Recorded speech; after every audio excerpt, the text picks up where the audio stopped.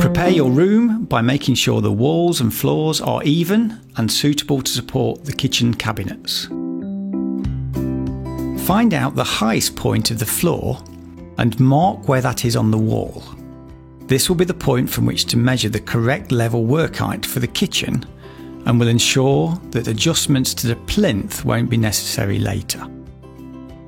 To see if the walls are even, you can use a spirit level or the rail.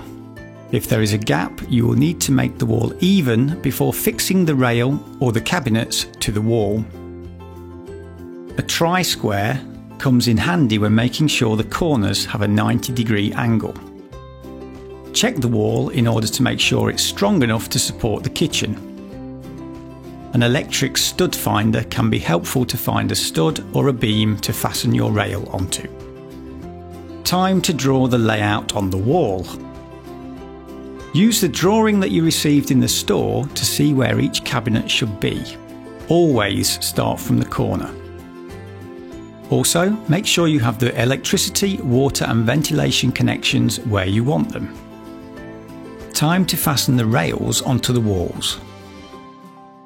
Use the highest point of the floor to mark out the correct height for the lower rail, 82 centimeters. Measure the height for the upper rail. In this case, 222 centimeters, because we will use a 220 high cabinet in this kitchen.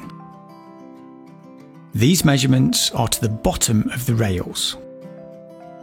Note that some cabinets are not made to be mounted on the rail. We will show you how to install them in Chapter 3. It is important to have no more than 30 centimeters distance between each screw to ensure the bearing capacity of the rail.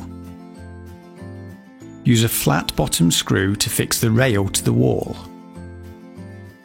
It's important to make sure the fitting plate that comes with the rail is properly locked onto the screw.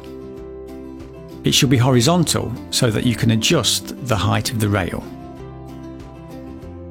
As the wall is uneven in this case, we put spacers between the rail and wall.